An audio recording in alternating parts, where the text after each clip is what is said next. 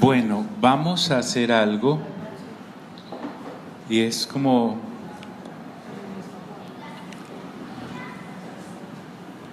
la pastora nos puso una tarea, entonces vamos a mirar lo que la Escritura nos habla acerca de el tema del ayuno, que básicamente no recuerdo por qué llegamos ahí la vez pasada, pero vamos a hacerlo rápido para poder después entrar en materia. El tema del ayuno está en Isaías 58 y en 14 versiculitos el Señor nos dio más o menos como el plan que Él tiene acerca del ayuno. Entonces, primero definamos qué es ayunar, pastora. Ayunar, según la Real Academia de la Lengua, es abstenerse total o parcialmente de comer o beber algo. En cuanto al asunto de, mire que no estamos hablando ni de tiempo, ni de días, ni de meses. Tenemos ayunos como el de Esther, de 3 días. Tenemos ayunos flash como el de Pedro en Hechos 10, de media mañana o de una mañana.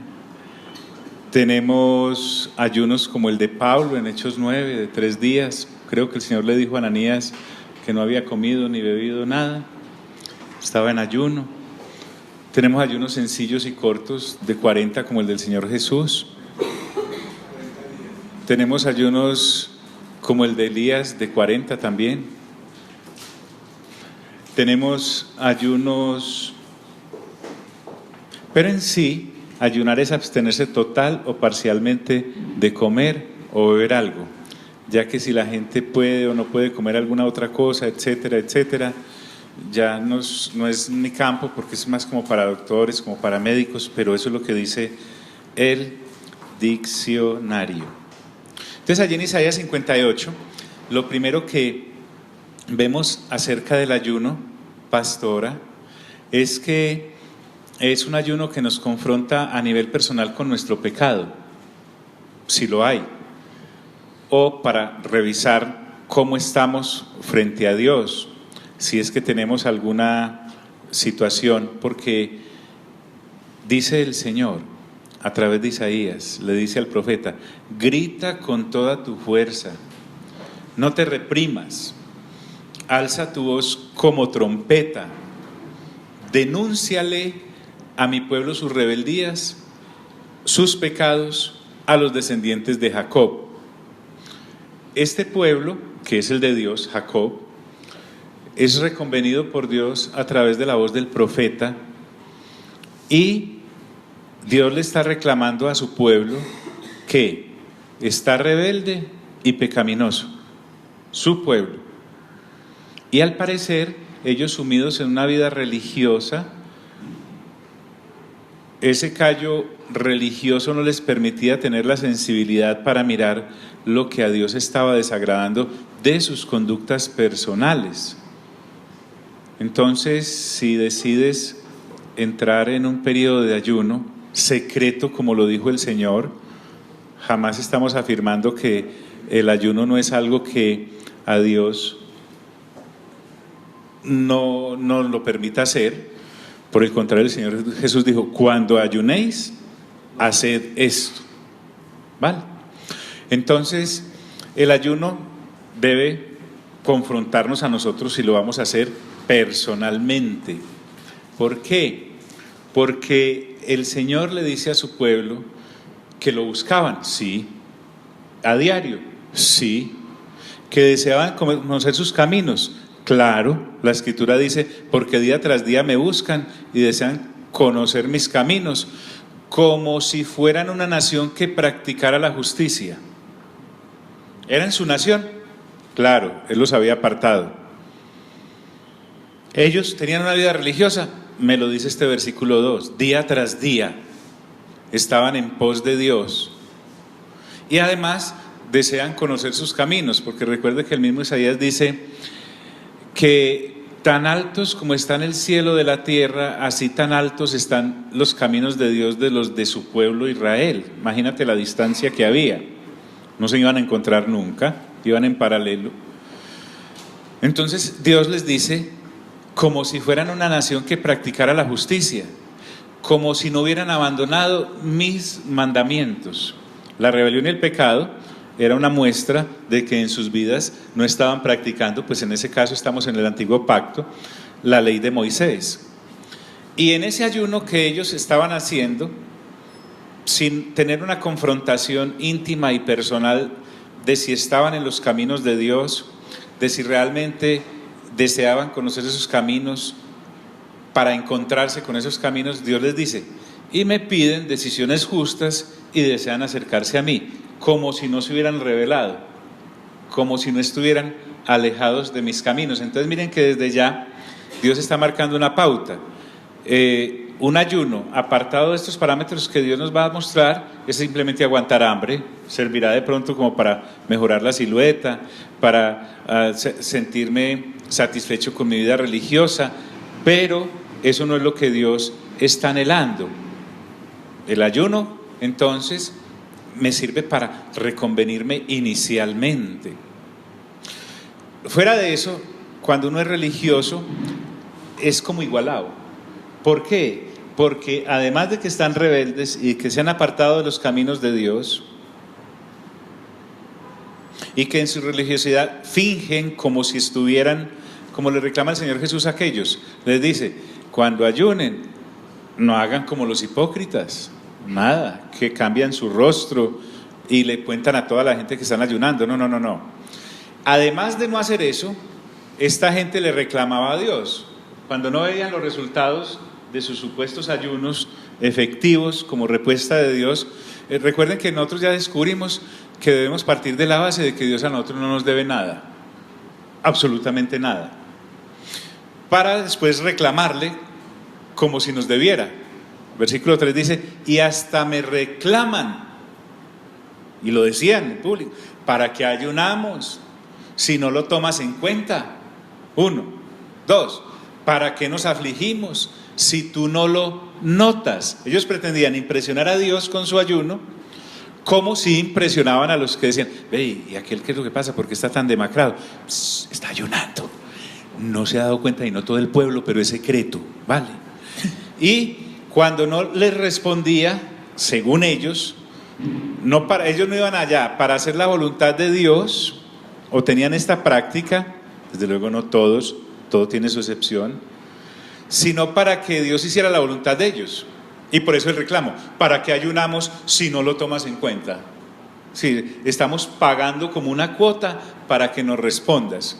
¿Y para qué nos afligimos si tú no lo notas? Porque estamos privándonos de comer y eso pues causa aflicción, para que usted no se dé cuenta, Señor.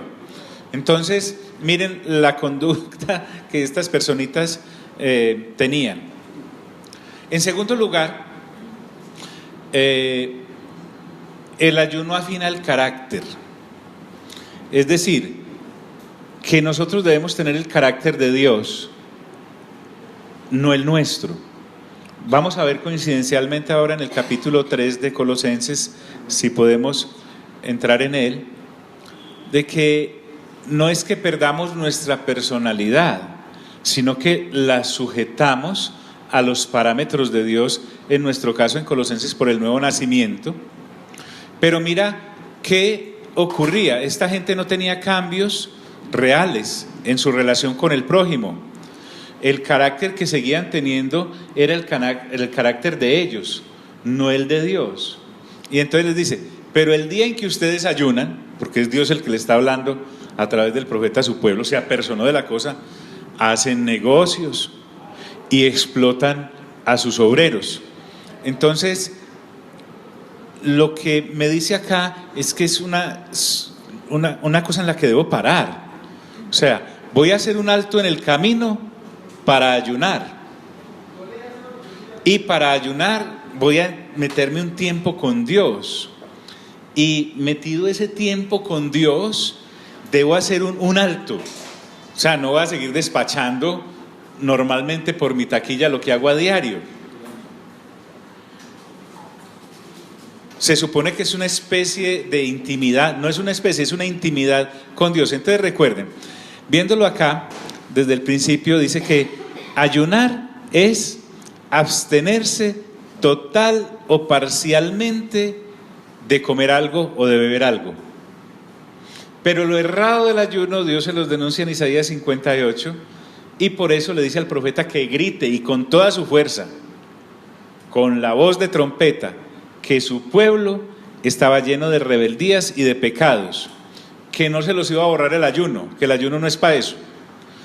Y además, que a pesar de que día tras día lo buscaban y a pesar de que día tras día querían dizque conocer sus caminos, no era una nación que practicara la justicia de Dios, y se comportaban, habiendo abandonado los caminos de Dios y sus mandamientos, como si no los hubieran abandonado.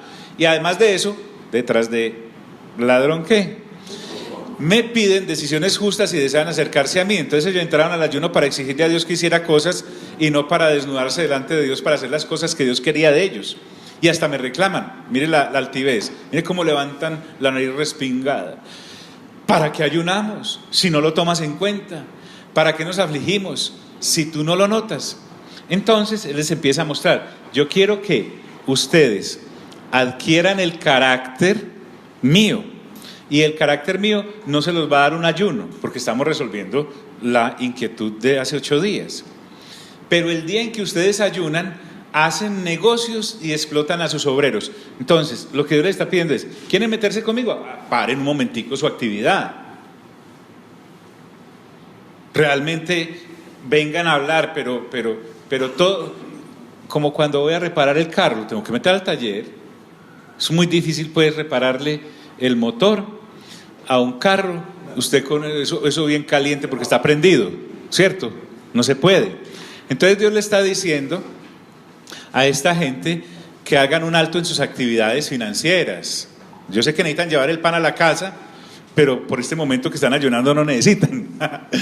Pero el día en que ustedes ayunan, hacen negocios y explotan a sus obreros. Me está haciendo una denuncia social también, porque vamos a ver para dónde nos lleva el pasaje.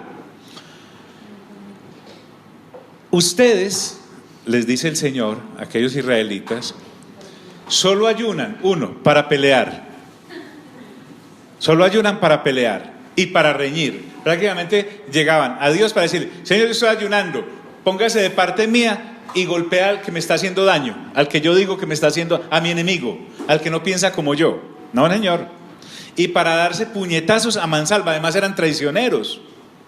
Esta gente era mejor no darles la espalda. Y Dios les está diciendo, y ayunan, y vienen acá, que por qué no escucho su ayuno, que por qué no les hago justicia. Entonces les dice, bueno, ya que he puesto los puntos en claro, si quieren que el cielo, que por la ventanilla del cielo los atienda a lo que me ruegan, ayunen, pero no como ahora lo están haciendo. Entonces, en primer lugar, el ayuno, realmente bien dirigido, me va a confrontar con mi situación moral, con los mandamientos de Dios.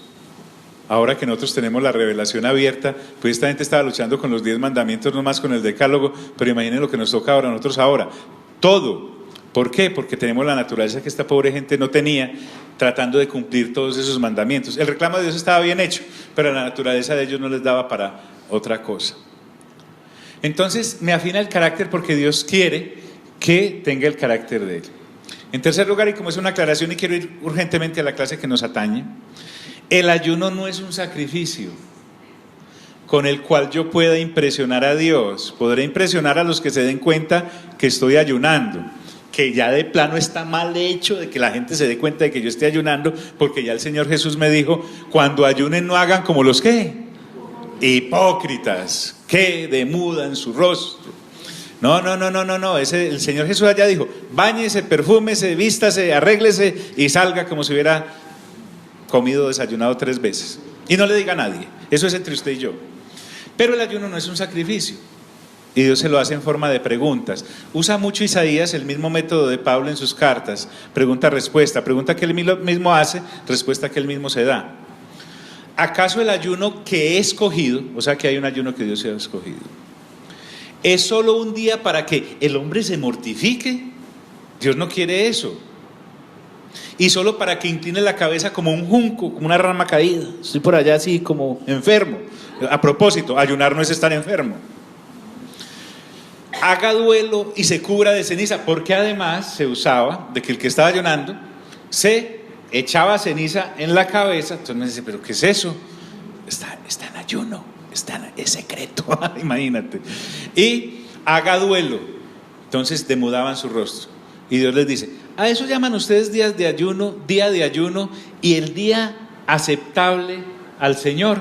Estoy en la versión internacional. En la versión del 60 va a decir día agradable a Dios o algo así por el estilo. Entonces el ayuno no es un sacrificio. Él les aclara también eso.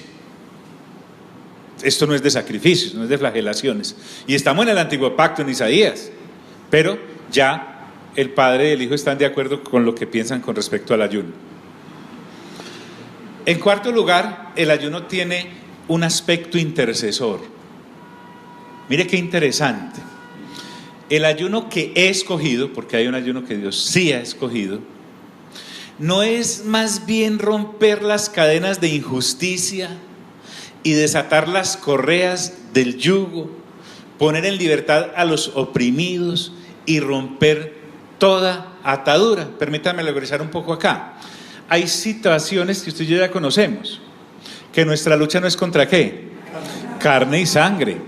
Entonces no es el ayuno el que va a romper esas cadenas que atan, digamos, a nivel espiritual a una persona a la vida injusta, porque hay personas esclavizadas por las iniquidades y por los pecados y todas las cosas. Estamos hablando de gente no nacida de nuevo, que no se van a apartar de ello a punta de cantaleta. En el caso en que usted y yo ya conocemos que hay que nacer de nuevo, lo que nosotros debemos hacer muchas veces es ir al trono de Dios para que del trono de Dios, Dios pueda en su infinita misericordia traer el nuevo nacimiento sobre aquellos que andan en caminos de injusticia o de pecado. Pero también me muestra que a nivel intercesor yo puedo romper cadenas de injusticia que esclavizan a una nación. Verbigracia el delito, verbigracia el narcotráfico, verbigracia la perversión idolátrica, la perversión de ocultismo. Y desatar las correas del yugo. El yugo, recuerden que se colocaba precisamente para hacerle al animal hacer lo que yo quiero. Entonces hay gente que, vuelvo y digo, no va a ser libre a punta de cantaleta, sino que necesita que nosotros a través de la oración, como vamos a ver ahora cuando empecemos Filipenses, la oración era algo importantísimo en la labor misionera de parte del equipo apostólico que caminaba con el apóstol Pablo. Y dice, y poner en libertad a los oprimidos y romper toda atadura. Entonces hay cosas a nivel espiritual y a nivel material que eso sí yo lo puedo empezar a... ¿Y por qué? ¿Cómo conozco un árbol? ¿Por los qué?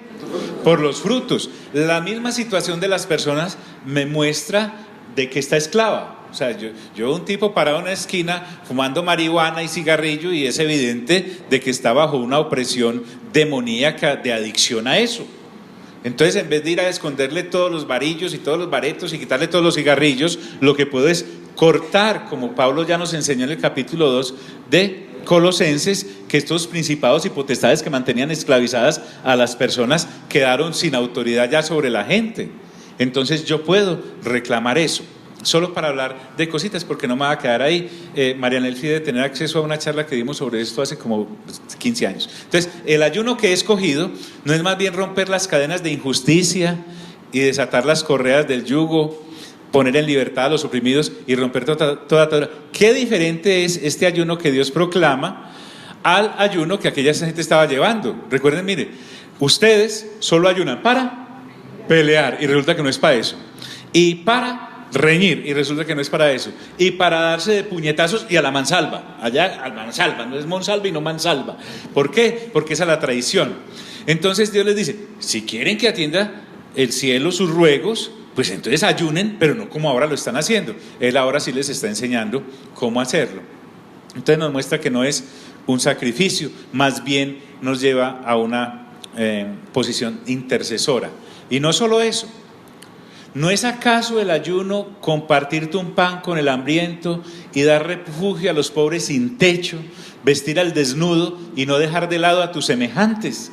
Santiago ya lo expresó, y Primera de Juan en uno de sus capítulos dice: hombre, ¿cómo así que ustedes ven que un hermano o una hermana, hablando de la familia de la fe, está en situación de que no tiene que comer o que vestir, y ustedes teniendo con qué ayudarle simplemente le dicen Dios te proveerá? No.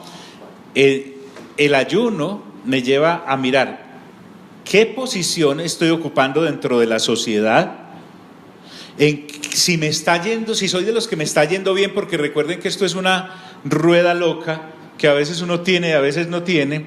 En la posición de tener, yo debo pensar, hombre, ahora que estoy aquí en este ayuno, en vez de andar peleando con la gente, ¿por qué no miro más bien qué tengo para compartir con el que está hambriento? Ahí no estamos hablando de planes espirituales, estamos hablando de canasta familiar.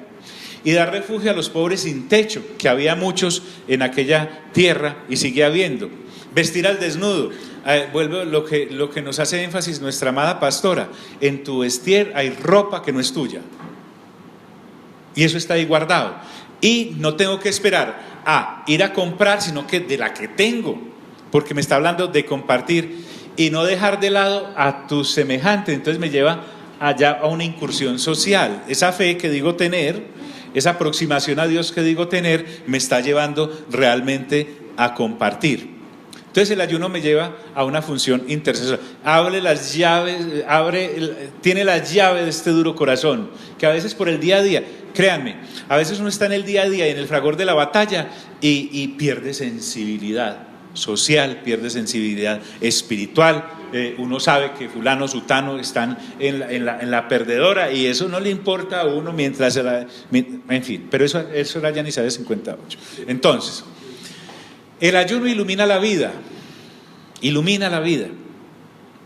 Entonces, miren que primero me confrontó con mi pecado, ahora me está confrontando con mi carácter en segundo lugar. En tercer lugar, me mostró que el ayuno que estos israelitas estaban haciendo no era el que a Dios le agradaba, que lo estaban tomando como un sacrificio, y a Dios no lo impresionan los sacrificios. Y en tercer lugar, me ha llevado a una situación intercesora. Las de reconvención son para mí, las de compartir son para los demás. Pero ahora Dios me dice: listo, te arrimaste a mí ayunando, súper, me parece muy bien. No es por el ayuno que te estoy escuchando, sino por ese cambio de vida que te he mostrado que debes hacer. Ahora sí quiero que sepas que el ayuno puede iluminar la vida. Entonces Dios me dice: si así procedes, es decir, en primer lugar, si me confronto con mi pecado, si intercedo por los demás, y además de interceder puedo bajarme, como dicen los muchachos ahora, me bajo de la mula y le colaboro al que está en las perdedoras. Si dejo de pensar que eso es un sacrificio y que pudiera Dios a reclamarle, ya recordemos que Dios a nosotros no nos debe ¿qué? Nada. Lo que podamos recibir de Él es purísima y simple misericordia, no más. Entonces el ayuno ilumina la vida, porque entonces Dios le dice: si así procedes, ver mi gracia en los 4 puntos anteriores, tu luz, ahora sí viene a nivel personal, me dice: tu luz despuntará como la aurora, esa cosa que sale por las mañanas, ¿sí? Se llama aurora. Dice que te estará esperando y al instante llegará tu sanidad. ¿Por qué? Porque tengo un corazón limpio y humillado delante de Dios. Esa clase de justicia es la que me abre el camino, y entonces la gloria del Señor te seguirá. El Salmo 23 nos dice, pues, en los versículos finales: y tu bien y tu misericordia me seguirán todos los días de mi vida, y en la casa de mi Padre moraré. ¿Por qué? Por largos días. Entonces Dios no me está diciendo solamente que yo lo siga, sino que si yo actúo de esa manera, Él me sigue y va no solamente abriéndome el camino, sino que también me lo va limpiando. Ahora, ¿el ayuno ilumina mi vida? Claro que sí. Eso es lo que quiero, tener una relación contigo, pero no es por aguantar hambre, pues ya vimos qué es ayunar con base en lo que dice el diccionario. ¿Cómo más ilumina la vida? me está hablando de que ¿qué interrumpía mi comunión con Dios? ¿El no ayunar? No, porque esta gente estaba ayunando. ¿Qué interrumpía la comunión con Dios? El pecado que había a nivel personal, el pecado que ayunaban para contiendas y peleas, el pecado de que teniendo no compartían, no iban sino a pedir, pero no estaban preparados para que Dios les dijera: has venido a pedirme, yo te voy a decir y te voy a dar una misión, sales de aquí a dar. Por eso es que muchas personas no quieren esa intimidad con Dios, porque pues, en cierta manera Dios le muestra a uno todo lo que tiene y todo lo que puede compartir. Entonces, llamarás, dice Dios, está hablando Dios a través del profeta, y el Señor te responderá, así sea no. Porque recuerden que ya podemos ir a Dios y Dios nos diga: no, no te va a dar eso. ¿Puedo volver después? No, no insista. O de pronto, más adelante, en mi tiempo, llamarás y el Señor te responderá. Pedirás ayuda y Él te dirá: aquí estoy. Me gusta más la versión del 60 que dice: heme aquí. Es una de las pocas porciones de la Escritura en donde Dios es el que te pone al frente y te dice: mande, ¿en qué le puedo servir? Heme aquí, aquí estoy. Eso sí, si desechas el yugo de opresión, porque recuerden que allá me dijo: estás oprimiendo a tus empleados, insistes en hacer tus negocios a tu manera. Si desechas el yugo de opresión y el dedo acusador, porque el diablo tenía muchos ayudantes. Recuerden que en el capítulo 12 de Apocalipsis dice: el acusador de los hermanos que los acusaba día y noche ha sido expulsado. Para que yo llegue a ayunar y empiece allá a dediar delante de Dios, va, y fulano, y sutano, y mengano, y mi mamá, y mi papá, y mi marido, Entonces dice: y dejes el dedo acusador. ¿Y esa cosa qué? Mire, de kilómetro. Y la lengua maliciosa, la lengua viperina. Se supone que Santiago está muy afín. Yo creo que Santiago se inspiró mucho de acá cuando su carta escribió. Entonces, si hay algo terrible, es la lengua cuando no está bajo el dominio del Espíritu Santo. Entonces está hablando, recuerden que nosotros ya tenemos el privilegio de la revelación, del nuevo nacimiento y del reino de Dios y su justicia. Esto sí les tocó en seco a estos hermanos de Isaías 58, pero a nosotros nos corresponde más responsabilidad por toda la revelación que Dios nos ha dado por su palabra. Entonces todo esto que estamos haciendo, lo estamos haciendo por la inquietud que se suscitó hace 8 días. Entonces el ayuno ilumina la vida. Y si te dedicas a ayudar a los hambrientos, mire que la labor social va de parte, de la mano de la labor espiritual. Esa intención espiritual que tuve al acercarme a Dios para limpiar mis antenas en ayuno, que ahora entiendo que hay un ayuno que sí le agrada a Dios, me lanza a un compartir, no a un pedir. Si te dedicas a ayudar a los hambrientos, nuevamente, gente en hambre, y a saciar la necesidad del desvalido, hay personas que están en las perdedoras. Entonces, dice Dios, entonces brillará tu luz en las tinieblas, y como el mediodía será tu noche. En los lugares y en las situaciones más oscuras de la vida de uno, ahí resplandecerá la luz y la fortaleza que Dios nos da. Entonces, y si te dedicas a ayudar a los hambrientos y a saciar la necesidad del desvalido, entonces brillará tu luz en las tinieblas, y como el mediodía será tu noche. De eso se trata, de que ilumina nuestra vida. No solamente tiene esta situación o el ayuno que Dios escoge a nivel presente, sino también hacia el futuro. El ayuno bendice al futuro. Mire que la conjugación acá de los verbos está en futuro.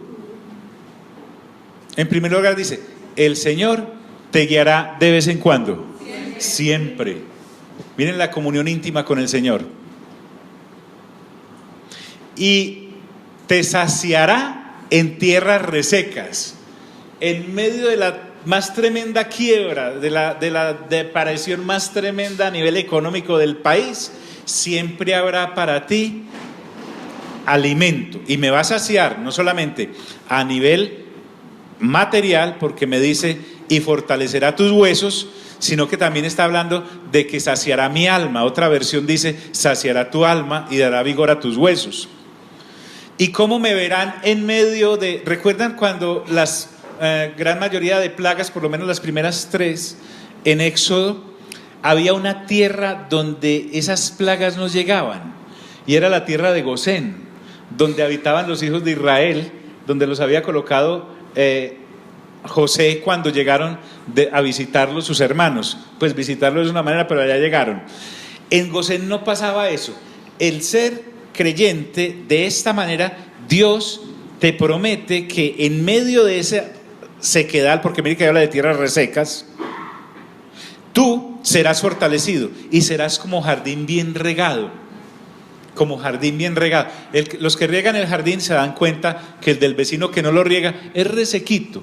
En estas épocas de tanto calor, si usted saca la manguera y riega su jardín, siempre se va a mantener verde. Dios te está diciendo, te va a mantener verdecito, a pesar de que todo alrededor no. Serás como jardín bien regado, no mal regado, bien regado. Hay un buen cuidado ahí. Como manantial cuyas aguas no se agotan. Hay un corito antiquísimo que en estos días lo cantamos. Es que Dios no me da a mí como para cantar, pero el asunto dice más o menos así: el Señor te pastoreará siempre, y en las sequías saciará tu alma y dará vigor a tus huesos. El Señor te pastoreará siempre, y serás como huerto de riego y como manantial de aguas cuyas aguas nunca faltan. Imagínense lo cantado, es hermoso. Entonces, es basado en estos 2 versículos. Entonces el ayuno bendice, porque no solamente es, y vuelvo a decir, no es el ayuno. Dios no está buscando que te aflijas como un junco, porque Dios no quiere eso, a Dios no lo impresiona. Dios no necesita que lo impresionemos, Dios necesita es que le obedezcamos. Entonces el ayuno también bendice el futuro, no solamente el seguir a Dios, como Dios lo está indicando. No le quiero dar ningún poder al ayuno porque no lo tiene.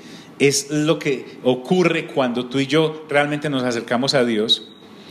Dios me da a mí no solamente la provisión y la porción personal, sino que también me está hablando de la provisión y porción nacional, pero también me está dando la provisión y porción para las siguientes generaciones. No dice pues por allá en la ley que bendecirá hasta 1000 generaciones. Imagínate, la bendición de Dios alcanza con que uno de nosotros se consagre en su generación, algo le toca de ahí en adelante a 1000 generaciones. Entonces, tu pueblo, porque él estaba hablando con su Jacob, reconstruirá las ruinas antiguas y levantará los cimientos de antaño, porque recuerden que le estaba yendo súper mal por la cantidad de guerras, por el exilio que venía, todo. Serás llamado reparador de muros derruidos, restaurador de calles transitables. Si miramos las bienaventuranzas, bienaventurado el pacificador, bienaventurado el que tal cosa, bienaventurado el que tal otra. Eso es lo que realmente nos está llamando. Mientras que ellos destruían los muros, ayunaban para reñir. Ellos no restauraban, ayunaban para pelear y para traicionar. Pero Dios me está diciendo, tu pueblo reconstruirá las ruinas antiguas y levantará los cimientos de antaño. Serás llamado reparador de muros derruidos, restaurador de calles transitables. Y finalmente, no es aguantar hambre, porque no solamente de pan vivirá ¿quién? Muy bien. En este caso, como el sábado, el Sabbat, es un mandamiento en el decálogo de Moisés para el pueblo de Israel, Dios tenía que hablarles y referirse a ellos en cuanto al Sabbat como tal. Pero recuerden que nosotros tenemos un reposo todavía mayor. Nuestro reposo ya no se circunscribe a un día ni a un qué, sino a un quién, porque quien está en Cristo ha reposado de sus labores y de sus obras. Entonces, esto es lo que Dios más o menos dice: si dejas de profanar el sábado, es decir, su día santo, a nosotros nos podría estar diciendo: si dejas de dañar tu relación con Dios. ¿Y qué pasaba en ese sábado? No hacían negocios el día sábado. Recuerden que no podían caminar más de 1 kilómetro. No podían cargar. Ahí en Juan vamos a ver que el Señor sana a un par de personas, problema porque fue sábado. Entonces, ese día sábado era completamente, o ese sábado era completamente dedicado a Dios. Pero resulta que ahora usted y yo tenemos toda una vida dedicada a Dios. porque a nosotros ya no se nos circunscribe en un día y en un qué, sino en un quién, y es para siempre, porque estamos en el nuevo pacto. Entonces, si dejas de profanar el sábado y no haces negocios en mi día santo, también podríamos decir, dejemos de hacer las cosas como nos da la gana a nosotros, hagámoslas como la palabra de Dios nos dice, por la renovación del entendimiento. Es sustraerme de querer llevar yo la batuta de esto, la lleva es Dios. Al fin y al cabo el Señor Jesús dijo después, es que no es el sábado el que se hizo para el hombre el que se hizo para el sábado, sino el sábado el que se hizo para el hombre, para que repose. Entonces lo llamaréis delicia, y llamaréis delicia al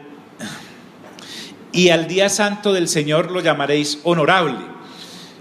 No, yo estoy dedicado a Dios, pues porque como ya me dijeron que leyera Apocalipsis, me doy cuenta de que el que no está inscrito en el libro de la ley se condena para la eternidad, pues yo me voy a consagrar pues para que irme allá. Eso no es llamar delicia estar en los caminos del Señor, eso es estoy en esto porque me va peor. Y honorable es hacer las cosas como a Dios le agrada. Si te abstienes de profanarlo y lo honras no haciendo negocios ni proferiendo palabras inútiles. Entonces, Dios me está llamando a eso. Además es delicioso, realmente es aconsejable para quien se dedique a esta noble labor que lo acompañe de una sana lectura de la palabra y deje que le llegue, que le alimente, ¿sí? Absténgase de otra cosa, de otra clase de alimento. El ayuno es delicioso. Entonces, hallarás tu gozo en el Señor. Qué interesante que así es. El Padre supone que al habernos dado a Cristo Jesús nos lo ha dado todo. O sea, además de que no nos debe nada, nos regaló todo. Y a veces nos comportamos como si no nos hubiera dado nada, cuando realmente es un gozo poderme internar en la persona de Jesucristo. Entonces hallarás tu gozo en el Señor. Esa es mi verdadera alegría, mi verdadera fuente, mi verdadero sustento. No es ni mi mujer, no son mis hijos, no es mi marido, no es la empresa, no es el trabajo, no es el negocio, no es el club, no es nada. Todo eso se opaca inmediatamente cuando realmente pongo los ojos en mi buen Señor. Sobre las cumbres de la tierra te haré cabalgar. Me está hablando de lugares de preeminencia. Y haré que te deleites en la herencia de tu padre Jacob. Ya recuerden que la herencia de Jacob es que era el pueblo de Dios y Dios escogió a Jacob para que fuera su pueblo. Nosotros ahora somos real sacerdocio, nación santa, pueblo adquirido por Dios. Y remata, este es el sello en cómo firma Dios en el Antiguo Testamento, el Señor mismo lo ha dicho. En otras versiones, así dice el Señor. Yo creo que con esto, apreciada pastora, pues te dejamos como en un buen punto el asunto acerca de lo que es el ayuno que agrada a Dios, y que lo podemos meter ahí dentro de Colosenses, pues al fin y al cabo la pregunta quedó allá y el aporte quedó allá. Bueno, ahora sí, vamos a Colosenses, por favor. Estamos ahí en Colosenses. Vamos a no tener preguntas ahora o aportes sobre Colosenses para ir directamente al tema del capítulo 3.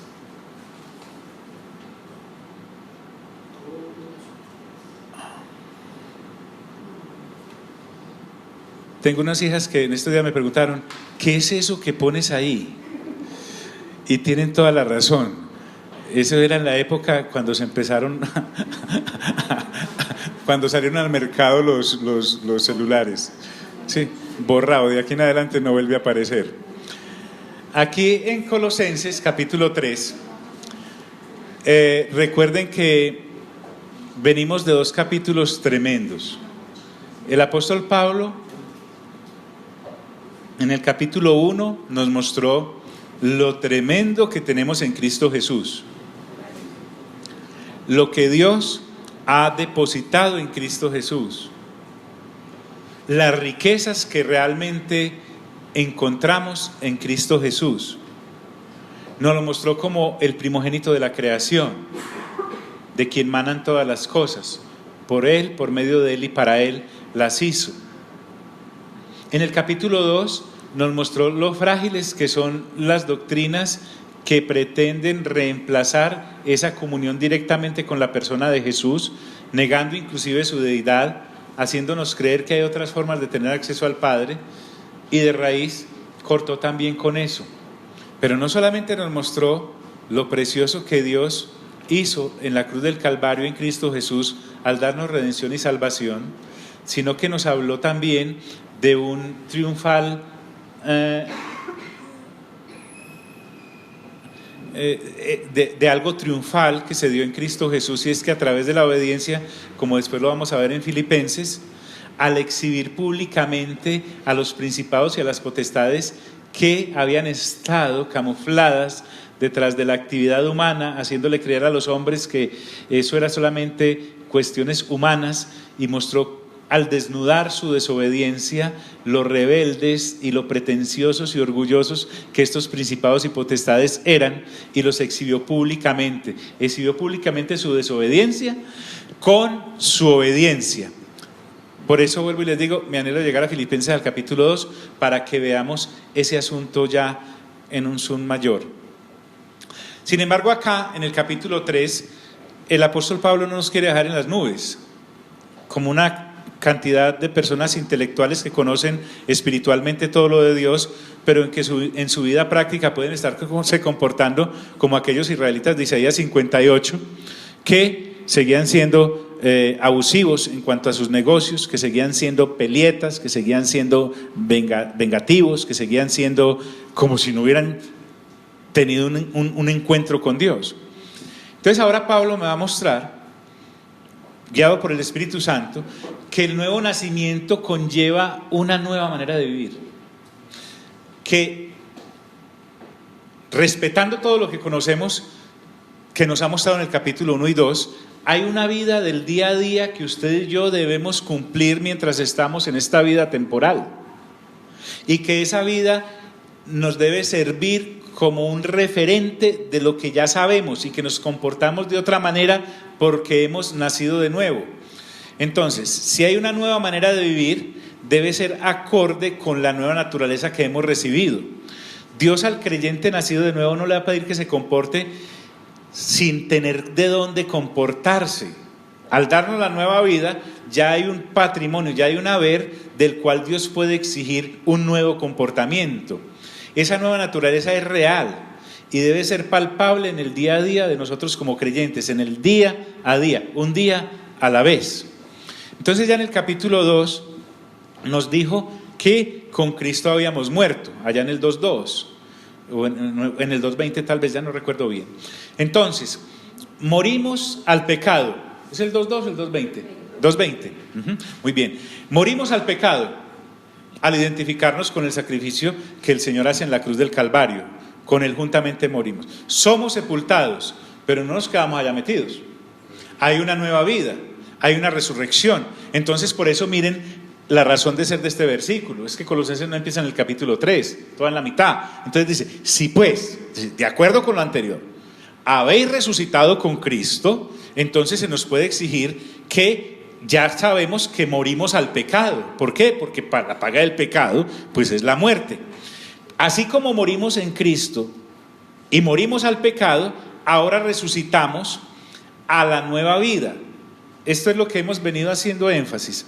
Ser cristiano no es solamente dejar de pecar, hartísimo. Yo todos los días levantarme para no pecar y para mirar a ver qué andan haciendo los otros si están pecando, y el otro mirándome a mí si vamos a pecar. No. El levantarme es para tener una nueva vida en Cristo, una nueva vida en el Espíritu. Entonces, por falta de revelación, no sé, o dependiendo del pacto donde estemos ministrando, caemos en una confusión terrible y además hartísima, y es pensar que la vida cristiana es para no pecar. Es que si vamos a la realidad, el que pecaba se murió. Si yo sigo en mis conductas pecaminosas, es falta de renovación de entendimiento y de comprensión y de apropiarme de la cosa, que ya no tenemos disculpa, porque Pablo ya nos lo explicó muy bien cómo se hace en el capítulo 1 y 2. Entonces, ¿qué vamos a hacer con el resto de nuestra vida? dedicarnos pues a vigilarnos para no pecar. No, ahora tenemos es que liberarnos para poder agradar a Dios. Entonces, si resucitamos a la vida del Espíritu, lo que ha hecho de Jesús en nosotros, nos lo debemos apropiar para en esa vida de resurrección real que tenemos en Cristo, afrontar la vida diaria. Entonces por eso dice, si pues habéis resucitado con Cristo, me dice Pablo, busque las cosas de arriba. El 100% de la vida del creyente real, que ha tenido un encuentro real con Cristo Jesús, que realmente ha hecho un alto en el camino y se va dando cuenta que antes iba para allá y ahora va en pos de Dios, el 100% de la vida del creyente ha de ser esa búsqueda. En la práctica diaria, vivir lo celestial. De eso se trata, buscar primeramente el ¿qué? El reino de Dios y su justicia. Es saber sus parámetros, sus cánones, sus movimientos, su reglamento, digámoslo así. Y de acuerdo con eso ahora que estoy viendo, vivir. Buscar primeramente el reino de Dios y su justicia es eso, conocer el reino. Y cuando dice, y su justicia es vivir de acuerdo con eso que ahora he creído. Entonces, como Pablo sabe que hemos nacido de nuevo, a todos los que hemos nacido de nuevo nos dice, si pues habéis resucitado con Cristo, entonces busquen las cosas de arriba. ¿Y cuáles son las cosas de arriba? Donde está sentado Cristo a la diestra de ¿quién? ¿O no lo dejamos ahí? En el capítulo 1 de Hechos lo vemos ascendiendo. En el capítulo donde matan a Esteban, se abre el cielo, hay una ventana y Esteban dice, veo al Hijo del Hombre a la diestra. Correcto. Entonces ahí está. En el Apocalipsis lo vemos también ahí, en el trono. Entonces ahí está. Eso es real. La resurrección es real. Por lo tanto, mi resurrección a la nueva vida también es real. Y ahora no es que yo ande mirando pues para arriba, porque ahora lo coge un carro, se estrella. No, es que de acuerdo con el reino de Dios, que sé qué es lo que es, ahora camino. Y donde está Cristo sentado a la diestra, mire que ya está en una posición de descanso, no está en una posición de sacrificio de la cruz, no está ya oleando serrucho en la carpintería, no, está sentado, gobernando y resucitado, glorioso. Cuando Juan tiene un encuentro en el capítulo 1 de Apocalipsis con el Señor Jesús, que anduvo bastantes años, se le recostaba en el pecho y voltea a ver, cae como un pollo porque ve es un anciano, no, una persona que tiene el cabello blanco como el anciano de días de Daniel. Y entonces el Señor Jesús se acerca y le dice, lo toca y le dice, no temas. ¿Sí? En paisa le dijo, Juanchito, soy yo, tranquilo, soy el mismo. Lo que pasa es que vengo en este empaque que tú no conocías. No temas, soy yo. Entonces, esa relación con el Jesús resucitado es más poderosa todavía. Porque ya no le está hablando un muerto a otro que no ha resucitado, sino que el resucitado me dice a mí, como tienes mi naturaleza, ahora puedes caminar como yo te dirija. Entonces, desde su resurrección, el Señor Jesús, vamos a verlo cuando desempaquemos del todo el Evangelio de Juan, Él se mantiene diciendo a los discípulos, es que yo me tengo que ir para volver a estar donde yo estaba antes de llegar aquí. ¿Sí? Entre paréntesis, a este tierrero. Entonces, el Señor está a la diestra de Dios, donde siempre estuvo. Él dejó la diestra de Dios unos 33 años y pico para venir acá y cumplir una misión. Y ahora llega y está sentado nuevamente ahí. Ahí es la posición de Dios. Entonces, esa ubicación actual de Cristo pone en perspectiva a todo creyente. No es solo al pastor, ni al que me llevó al Señor, ni al que lee más la Biblia que yo. No, es a todos, donde está Cristo sentado a la diestra de Dios. Y nuevamente insiste, pongan la mira en las cosas de arriba. La mira es intencionalmente buscar el reino de Dios y comportarme de acuerdo con eso que en Cristo Jesús estoy viendo. Entonces, poner la mira en las cosas de arriba es poner la mira en lo espiritual. A ellas es que debemos enfocarnos. Poner la mira es apuntar deliberadamente a Dios. No es por casualidad. Ay, le pegué. Hoy como manejé bien. No. Es que intencionalmente yo me levanto todos los días a hacer la voluntad de Dios, porque Dios me puede exigir por mi nueva naturaleza que me comporte así. Entonces ya deja uno de mirar el pecado que me asedia, aunque Hebreos me dice que no nos debemos descuidar porque es un enemigo constante, pero sí puedo dedicarme a desarrollar esa naturaleza que en Cristo Jesús he recibido, en libertad, libres para servirle a Dios. Poner las miras en las cosas de arriba. Y aclara, y no en las de la tierra. Ahora que lo vemos es como muy lógico, pero uno se pierde cuando realmente no lo está mirando como es. No en las de la tierra, es en las obras de la carne. ¿Por qué? Porque el que nace de la carne, ¿qué es? Carne es. Y no hablemos solamente de haber nacido como humanos como tal, sino toda esa naturaleza desgraciada que recibimos por la desobediencia de aquellos, de la cual ya salimos, gracias a Dios. Entonces, deliberadamente debo colocar la mira en la vida del Espíritu y todas sus manifestaciones, y no en las de la carne. Entonces Pablo dice, a ver, ¿cómo aclaramos bien esto? Que cada uno pues no se vaya como a decidir qué es lo de la carne y qué es lo de la... No, en el capítulo 3 nos va a desarrollar muy bien algunas obras de la carne que nos ilustran, no son exhaustivas, pero por lo menos sí nos dejan un panorama bien amplio de lo que es la carne. Y luego nos va a hablar de la vida en el Espíritu desde su punto de vista en Colosenses, no en las de la tierra. Vuelve y me recuerda que el que yo era se murió. Allá en el 2:20, ¿sí? Me dijo que estamos muertos en Cristo. Cuando Cristo muere, yo muero. Es decir, muertos para toda actividad del mundo. Toda actividad del mundo como sistema caído, y no solamente como sistema caído, sino como ya nos mostró en la cruz, un sistema derrocado y exhibido públicamente, porque todo lo del sistema del mundo apunta en rebeldía a Dios, desde el sistema financiero hasta el sistema religioso. Si no está asido a la cabeza, que es Cristo, está por fuera de la cobertura de la preeminencia que Dios quiso en Cristo Jesús que tenga, porque habéis muerto. Entonces el asunto es que muchas veces hacemos énfasis en que nos morimos, pero no en que resucitamos. Entonces nos pasamos cuidando un muerto, y los muertos no van a ningún lado. Usted no se puede dejar un muerto en un velorio y ahí lo va a encontrar. ¿Por qué? Porque habéis muerto. Entonces, y vuestra vida en la resurrección está escondida con Cristo en Dios. O sea, Dios nos ve como solidariamente en Cristo. Cuando Dios te mira a ti, ve lo que Cristo hizo en ti, no lo que tú eras. Cuando Dios te mira a ti, te mira en el amado. Estás completamente inmerso en la naturaleza de Cristo. Entonces, el no nacido de nuevo, no. Él no puede ver las cosas de arriba porque no tiene las gafas para eso. Él no puede ver las cosas de arriba porque no ha nacido ¿de qué? Él sigue muerto en sus delitos y transgresiones. Ella sigue muerta en sus delitos y transgresiones. Le es imposible, así sea buena gente. Entonces, y vuestra vida está escondida con Cristo en Dios. La vida del no nacido de nuevo no está escondida con Cristo en Dios. ¿Por qué? Porque el no nacido de nuevo no puede ver lo que ya nosotros sí vemos, porque el que ha creído en Cristo y ha nacido del Espíritu sí puede ver y puede entrar en el reino. Entonces, Cristo y Dios literalmente son nuestra vida ahora. Eso de que yo voy a dedicar mi vida a realizar mis sueños, para eso hay un programa en televisión, vaya de para allá. Que para realizar los tuyos, yo tampoco estoy para realizar tus sueños, discúlpame.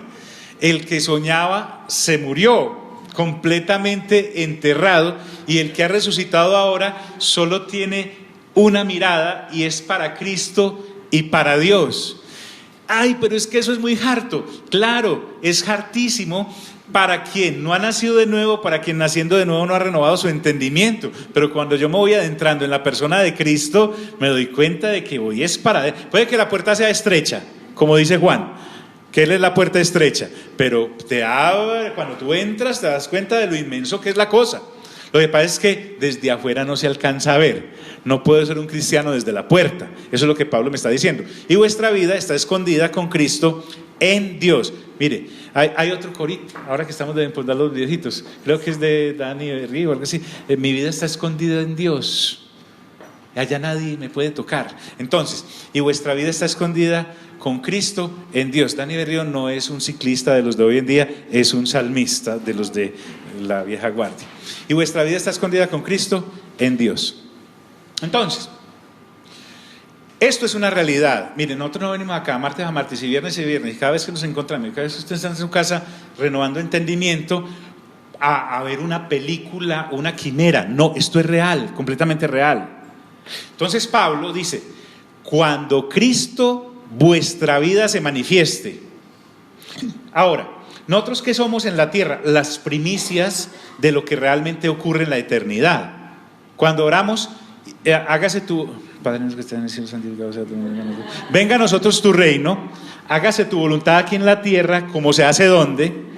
Nosotros acá estamos haciendo la voluntad de Dios como realmente se hace en el cielo, que es para la eternidad. Entonces somos una muestra. Así que cuando vuestra vida se manifiesta, cuando Cristo vuestra vida, cuando dice, cuando tus sueños se manifiesten, dice ahí, no. ¿Qué dice? ¿Cuándo quién?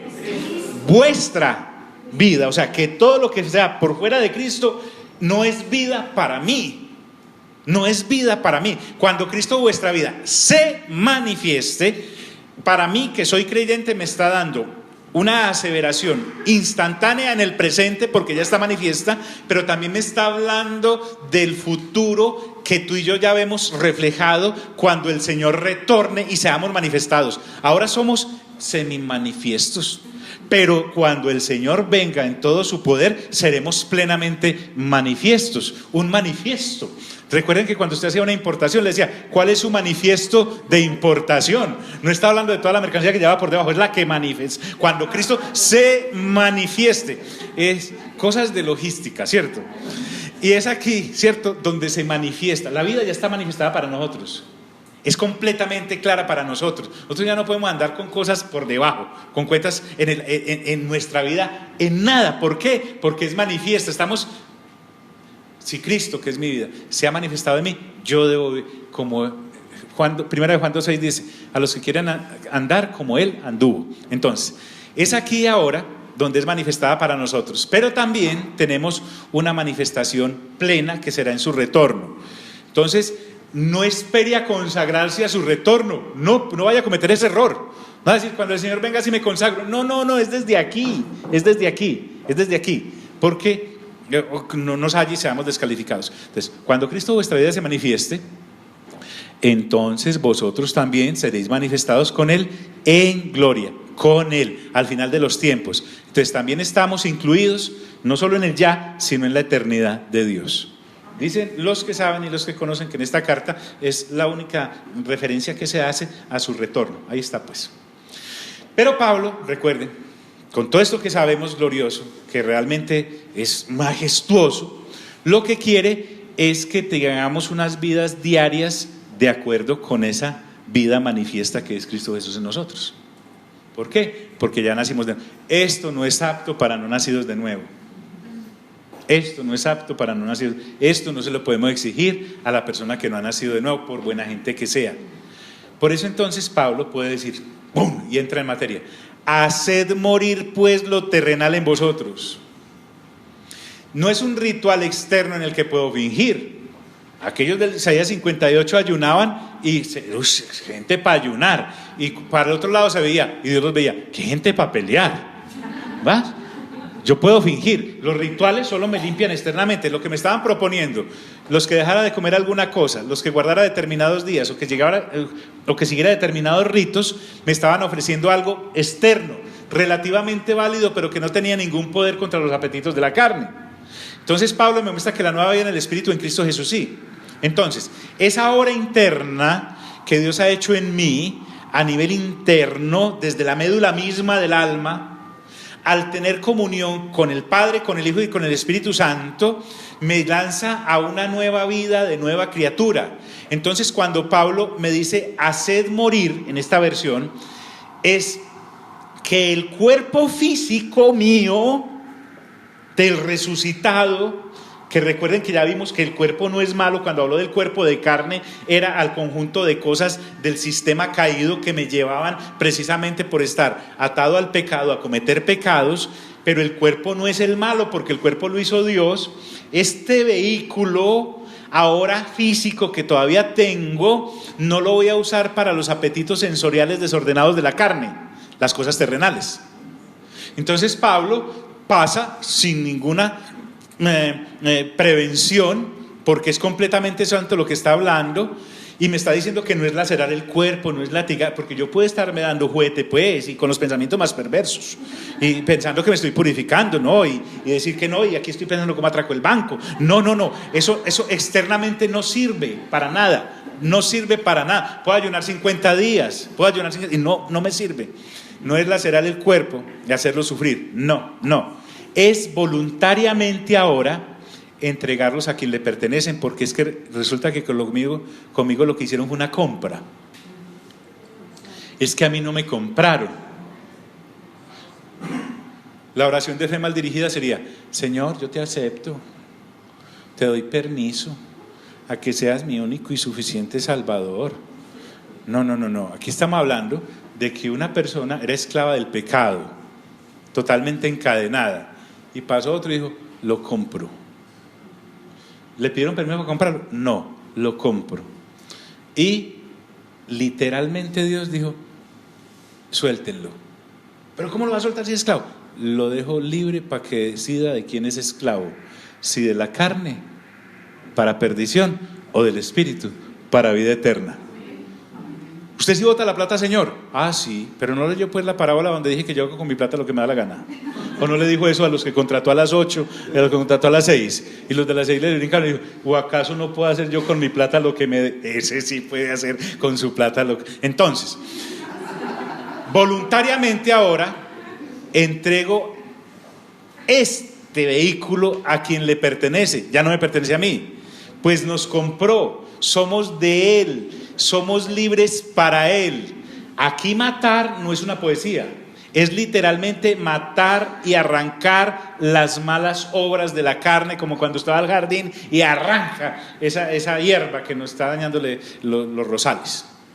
Haced morir pues lo terrenal en vosotros. Y empieza por el lado en que los gentiles de Colosa podían entender fácilmente, porque esta obra de la carne era el deporte nacional. Todo el desorden sexual él lo empieza a atacar desde el principio. En Corinto les dio muy duro. Aquí en Colosas Pablo está colocando los puntos más a fondo, enfocado en el aspecto sexual. Empieza por ahí y habla de la inmoralidad sexual en todas las áreas, internas y externas. No me van a tener mucho en cada cosa, porque ya lo vimos a fondo en Galacia, ya lo vimos a fondo en Primera de Corintios, ya lo vimos, medio vimos algo por allá en Santiago.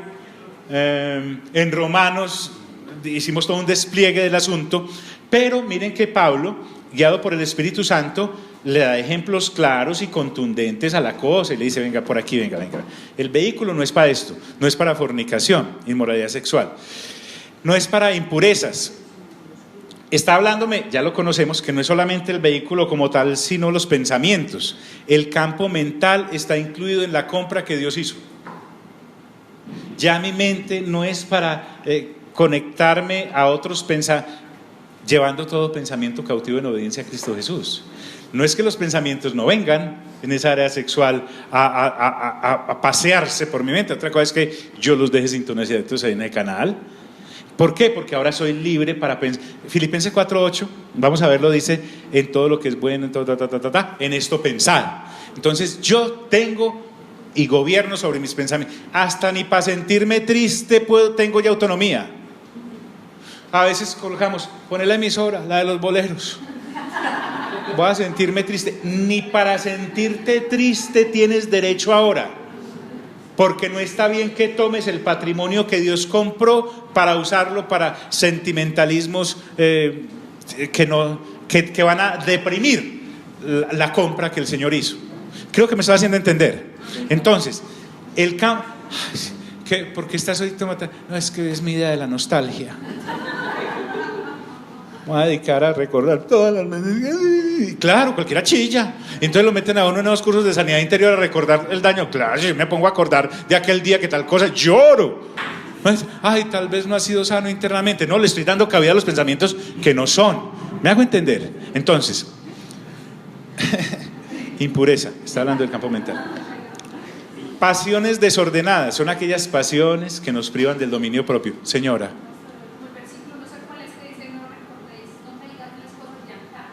Sí, no traigáis a la memoria las cosas pasadas. Sí, antaño. Debe ser por el dueto de antaño, ¿cierto? No. ¿Isaías qué? Isaías 43, entrando a mano derecha, véalo ahí. Muy bien. Pasiones desordenadas. Es como cuando usted entra a un cuarto y eso está todo ¿qué? Desordenado. El cuarto de su hija, el cuarto desordenado. Son aquellas pasiones que nos privan del dominio propio. O sea, el dominio propio es manifestación del fruto del Espíritu Santo. El dominio propio, que es fruto del Espíritu Santo, te está diciendo, en tu nueva vida de resurrección, en tu nueva naturaleza, eres tú el que controla, no eres el controlado.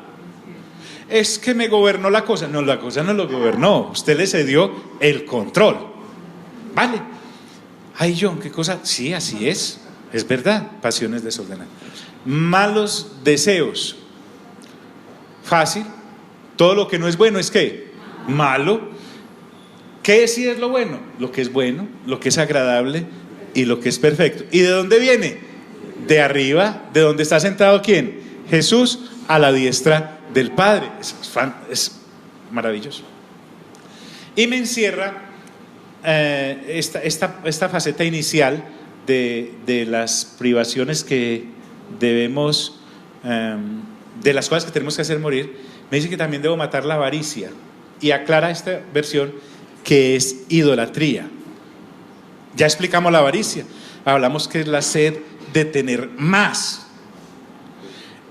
Idolatría podemos decir que se lleva a las 4 conductas anteriores a las que ha mencionado fuera de la avaricia, porque todo aquello que no glorifique a Dios es un semiculto idolátrico, porque lo que no glorifica a Dios está glorificando a algo o a alguien que no es Dios, por lo tanto es idolatría.